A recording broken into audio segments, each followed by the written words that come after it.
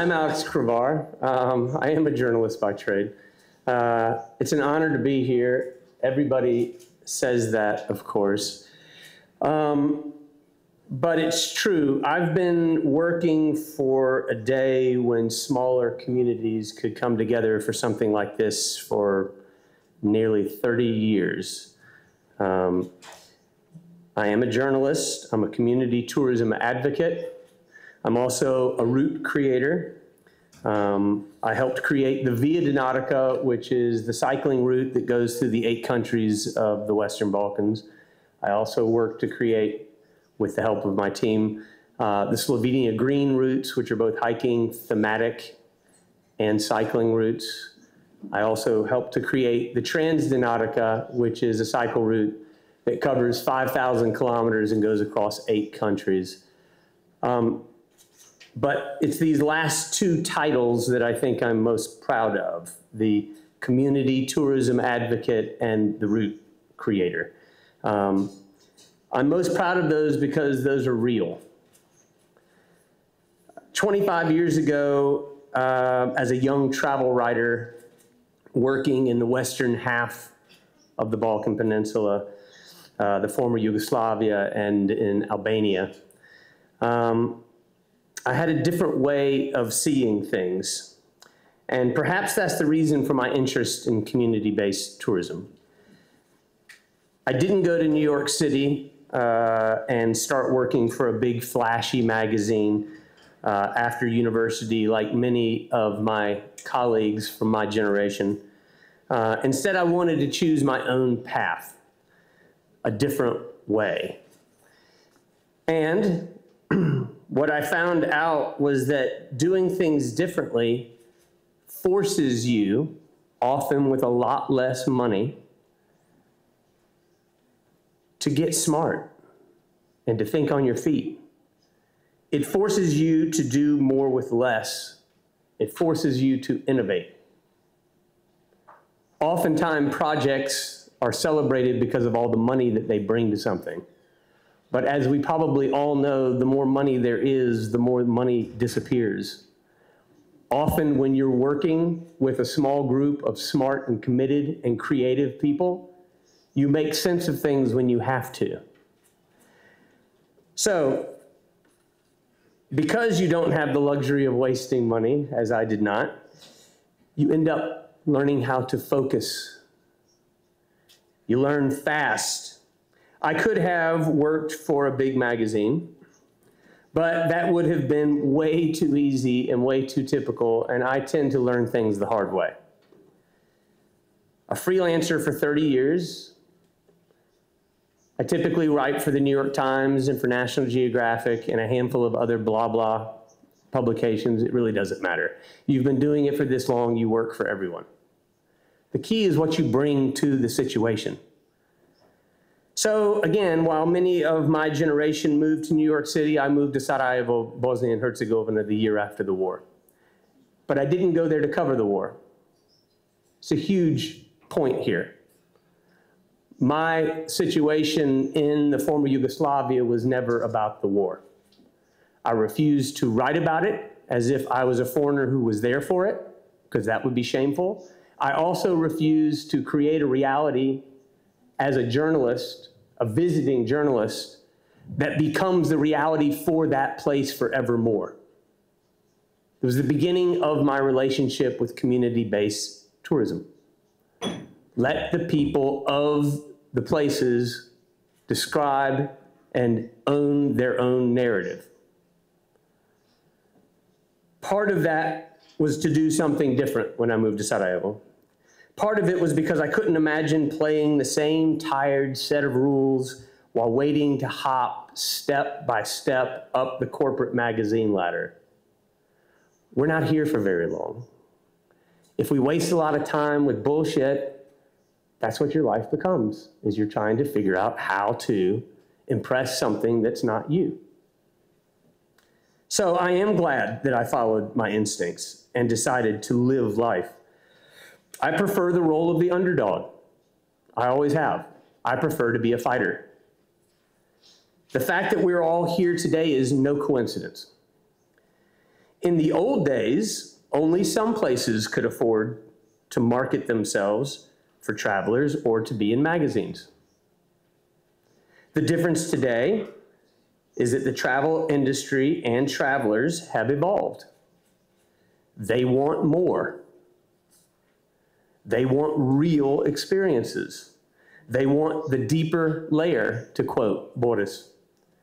And because it's now possible for everyone to market their offer, their culture, their nature, their traditions, communities can now share their vision to an interested travel industry. However, to paraphrase Juliana, the price of admission for communities into that industry is that they must trust themselves and believe what they have is worth marketing. Not because anybody else tells you it is, but because you believe it is. And if you don't believe that yet, get together with a group of your closest colleagues and figure out a reason how. Take the time and make the effort to be unique thinkers. Think outside the box. Communities have to be creative about setting themselves apart. If you are a community-based leader, there's no reason to do things like other communities do them. The price of admission in this game is being innovative. And that is really difficult. It sounds like a really easy thing to say. Staring at the wall, trying to figure out what makes you creative is an incredibly hard thing to do. But doing it is necessary to play the game. That's the only thing you have to come with. Destinations need to take the time and spend the energy to develop their offers based on their strengths that tell their unique stories. The more unique and real, the better. What I've come to realize over the last 3 decades as a travel writer is that tourists are not the kings and queens of tourism. Destinations are, and they have to be. Trends come and go and are by definition not sustainable. Only real is sustainable. But again, the destination has to have the bravery to continue based on their own strengths, their own confidence, and their own traditions. With or without tourists, the destination remains. Tourists come and go. Some will want to have, and some will want to visit your destination and want what you have, and some won't. That's okay. New tourists come and go. But you have to live here all the time. Compromising your culture for visitors will always fail. It may not fail immediately, but then guess what happens? COVID. And now you've built some bizarre thing in the middle of your village or your community that nobody would ever use because you were hoping for tourists. Believing in what you have first and not what tourists want is a huge thing. For the first 25 years or so, working with different people in countries of the former Yugoslavia, Bosnia and Herzegovina, and Serbia, and Macedonia, Croatia even, it was the biggest hurdle to get over, was not giving tourists what you think they want. They don't want that. They want to see your grandmother making bread. They don't want packaged bread. They want what you already produce. Full stop. So the truth is, I don't really care that much about tourists. I'm definitely in the middle of an existential crisis about tourism and what it means and what people think they deserve. I care about how locals and communities can benefit and keep their integrity. For communities, the question is, can you innovate by packaging what you do well? Not what you think works, what you do well. Food, music, rakia, history, nature, adventure, a combination of all, 2 or 3. Perhaps you unite a few destinations and create a themed route. And by doing so, create a story. Build interest and create a way for locals to earn money.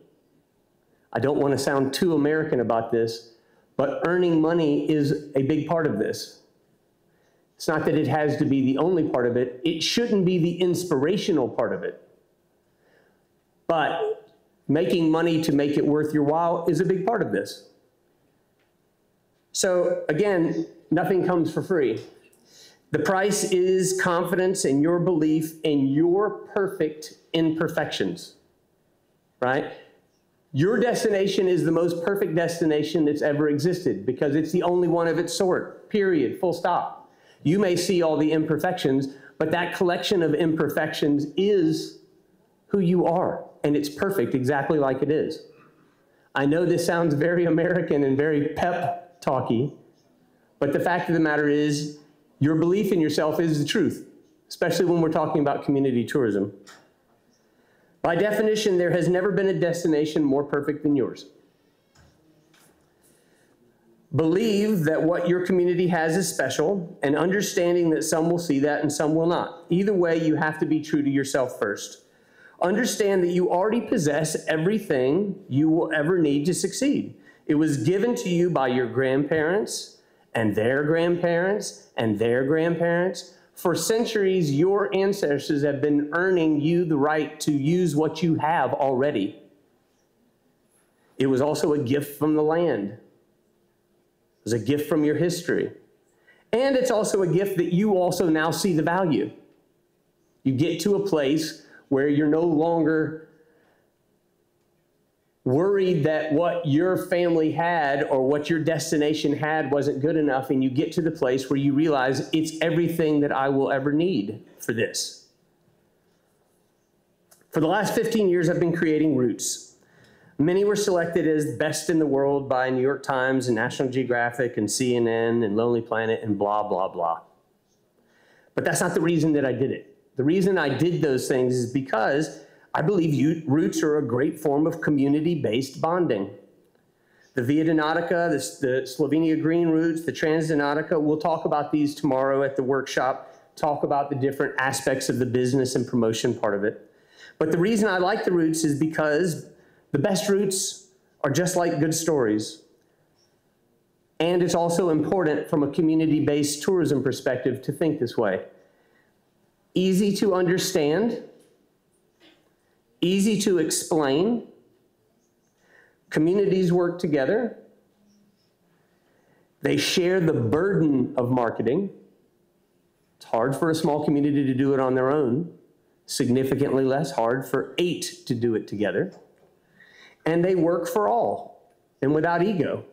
We know that that's not always the case, but in its best form, people are less worried about their success and more worried about the success of the group. Because eventually, if people come, they will visit everywhere, but you have to get them there. If one destination decides to be ego-filled, not only do they ruin it for everybody else, but they ruin it for themselves. For cycle routes, for instance, we know, and I'm sure Boris will expound on this, cyclists spend something in the neighborhood of 100 euros a day. Studies show that 3 out of the top 10 fastest growing adventure travel sectors are with cycling. It's also one of the most sustainable forms of travel. In my opinion, though, cyclists might as well spend their money in villages. It's the reason that we built these routes. If people are going to spend 100 euros a night somewhere, I want them to do it in a village or a small community. They don't need to be in Zagreb, Belgrade, Sarajevo, Podgorica. They need to be in places where they're going. I like to think of communities as the places between. It's these spots, but it's the places between that make the difference these days. I mean, thank God the rest of the travel industry has caught up with us finally, that they also can see that the places between are the places to be. So, speaking of that word sustainable, which ends up being the way a lot of people make a living and involved in every report, it's overused, as we probably all know. Everybody uses it and says it, but what does it really mean? For me, it isn't just about the environment. For me, it's about culture. How do we sustain culture? How do communities keep their culture instead of people from the communities moving to the capital or leaving the country and having a whole group of 18-year-olds finding work elsewhere instead of finding work where they're from? If you don't solve that from the beginning, the rest of the sustainability doesn't make any difference. So for me, culture equals communities. If you go to a city, you know what you got. You've got a version of culture based on what they brought from the communities. Sustainability means that communities are able to participate in tourism. We have reached an era where communities can participate in tourism on their own terms and into the future. It's about destinations being able to tell their own stories. Again, telling that story comes at a cost. I repeat this over and over because we see tourism as some kind of magic wand where you wave it and then suddenly people come and they're just dropping money at your doorstep. There's a price to be paid, and that price is creativity. It's brain power. It's finding people who you can trust and work with them to also be creative. As we've already established, you already have everything you need. Now the only thing you need is taking the time to find the people who you can be creative with. The cost is not about paying foreign journalists like me or begging travelers to visit. It's about believing in your traditions and being a creative thinker. Our community stories are like a good route or a good tourism product. They work best when we work together. Without ego, without competition, we're all working to unify our destinations. We're trying to connect the places between, as I like to call them, the destinations that work together to create real tourism. Luckily, that's what most travelers now want, and journalists, by the way. The places between are the places that now define tourism. Enjoy the conference. Thank you again for having me. I look forward to communicating with you at the workshops, and let's all learn together. Thank you very much.